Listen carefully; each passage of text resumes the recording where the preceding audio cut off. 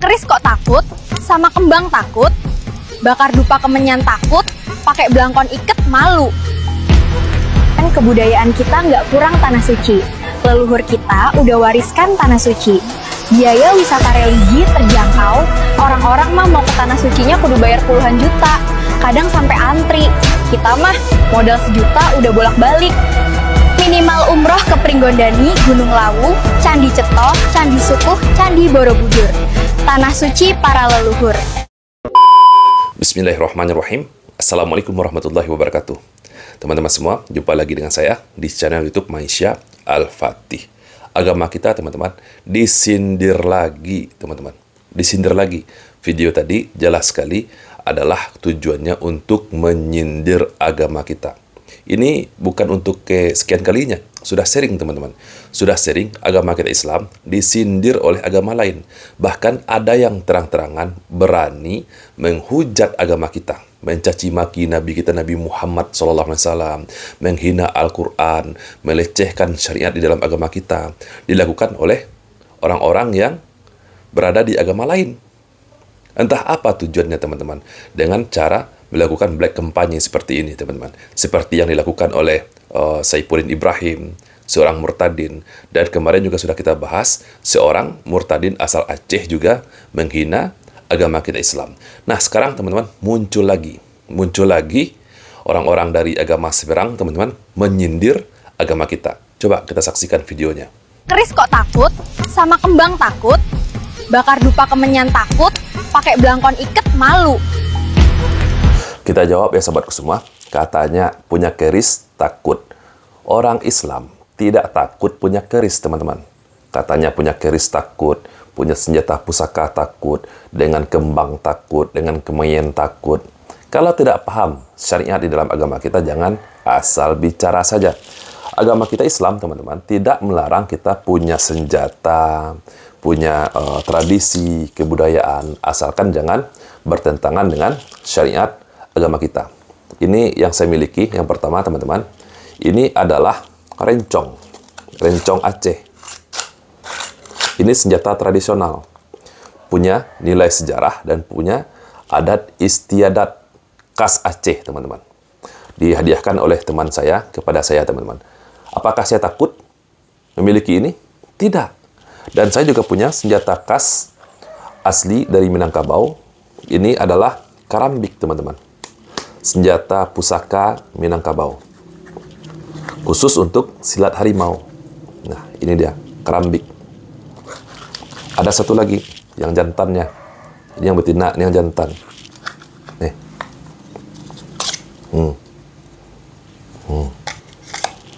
Apakah saya takut memiliki senjata pusaka seperti ini? Keris kok takut? Sama kembang takut? Bakar dupa kemenyan takut? Pakai belangkon iket malu?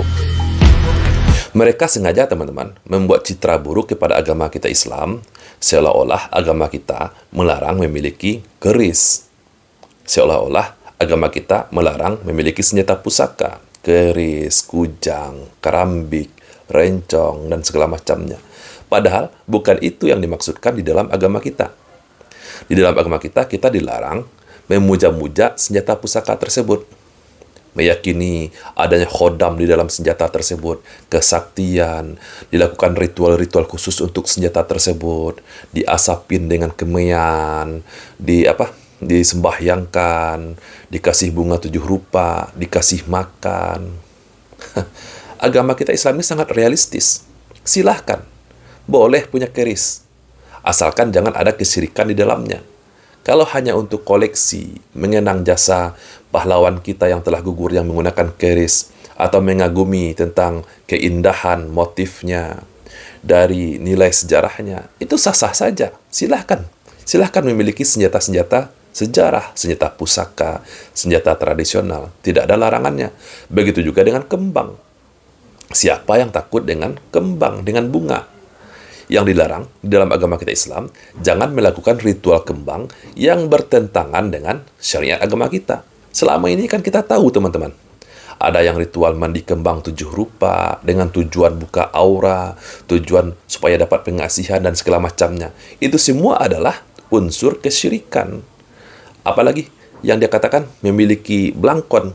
Nggak ada larangan, silahkan mau pakai belangkon kek, mau pakai sorban kek, itu hanyalah pakaian. Tetapi jangan sampai bertentangan dengan yang pertama, akidah kita Islam.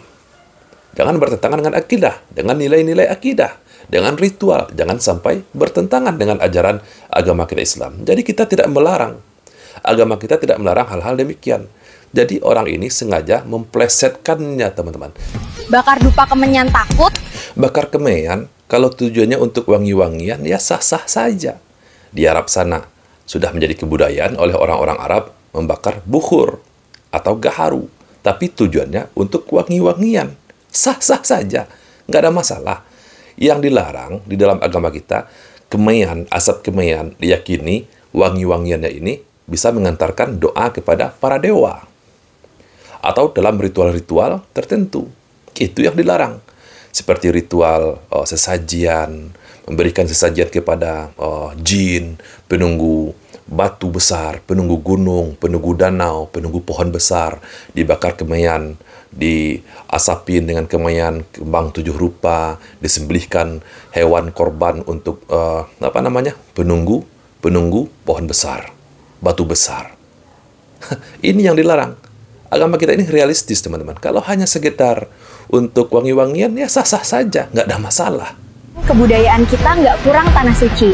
Leluhur kita udah wariskan tanah suci. Lah iya, itu kan bagi agama Anda. Silahkan saja. Agama Buddha, agama Hindu, jika tanah Jawa misalkan adalah tanah suci dari agama Buddha dan Hindu, ya silahkan saja.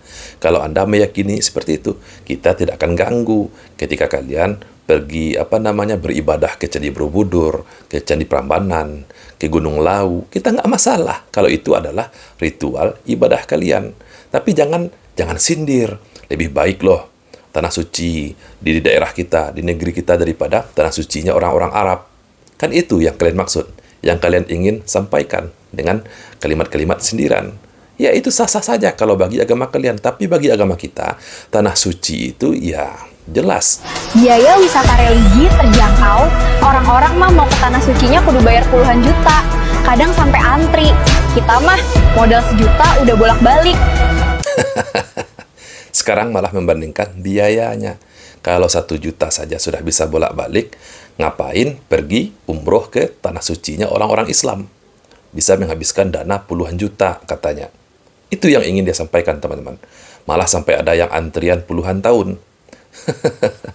Ya jadi begini, gampang saja jawabnya. Kalau itu ada orang-orang Afrika yang beragama sama dengan kalian, ingin beribadah ke tanah sucinya kalian, misalkan ke Candi Borobudur, itu mereka juga akan membutuhkan dana puluhan juta, bahkan ratusan juta. Kalau kalian berada di sekitar Pulau Jawa saja, hanya berada di sekitar Candi Borobudur, Candi Prambanan, atau Gunung Lawu, ya wajar, hanya membutuhkan dana 1 juta bolak-balik. Antrian katanya, teman-teman, sampai antrian puluhan tahun. Kenapa? Ada orang yang mendaftar naik haji bisa menunggu sampai belasan tahun, puluhan tahun. Kenapa? Ya, karena itu adalah aturan yang diberikan oleh pemerintahan Arab Saudi. Kalau daftar langsung berangkat, itu bisa membludak, teman-teman. Kenapa bisa membludak, teman-teman? Karena agama Islam ini adalah salah satu agama terbesar di dunia. Sangat banyak sekali umatnya. Kalau daftar langsung berangkat, nggak bisa kita bayangkan, teman-teman. Mungkin pemerintahan Arab Saudi nggak akan mampu menerima, menampung jemaah haji dan jemaah umroh.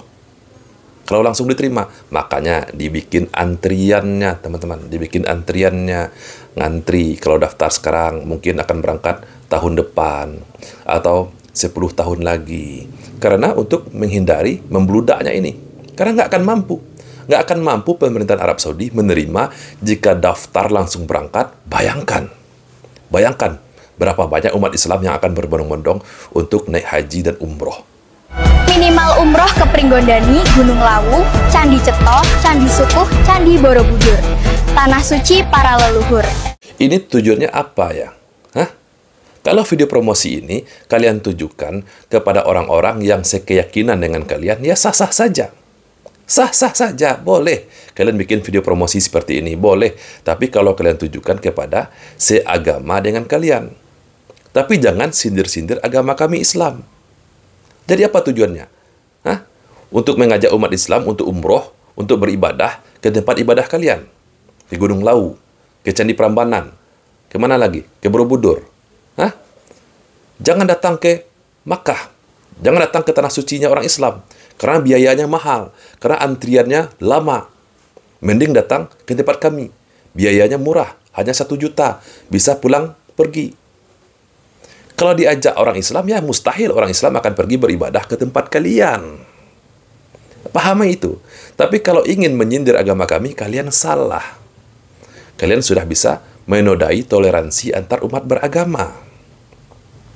Orang Islam kok diajak umroh, diajak beribadah ke tempat kalian. Ini gimana ceritanya? Mikir kalau bikin video promosi seperti ini. Oke lah sahabatku semua, inilah propaganda, inilah sindiran dari orang-orang agama seberang kepada agama kita Islam. Ini tidak bisa kita biarkan teman-teman. Karena sudah banyak sekali orang-orang yang berbeda agama dengan kita. Ini untung masih sindiran. Di luar sana masih banyak teman-teman, masih banyak yang jelas-jelas dengan cara terang-terangan memaki-maki agama kita. Seperti yang dilakukan oleh Saifuddin Ibrahim, pendeta, seorang pendeta teman-teman. Juga dilakukan oleh, siapa namanya? Pendeta yang lari ke Amerika, yang nggak berani pulang lagi. Selain dari Saifuddin Ibrahim, ada satu lagi, John, siapa namanya itu? Lupa saya namanya. Dan juga Murtadin asal Aceh, yang pindah ke agama Kristen. Terang-terangan mereka, teman-teman. Terang-terangan mereka memaki agama kita, mencaci maki syariat agama kita, nabi kita dihina. Nah, sekarang muncul lagi nih agama sebelah nyindir agama kita. Oke lah, semoga video ini bermanfaat. Saya Reski Mesa Putra. Barakallahu fikum. Assalamualaikum warahmatullahi wabarakatuh.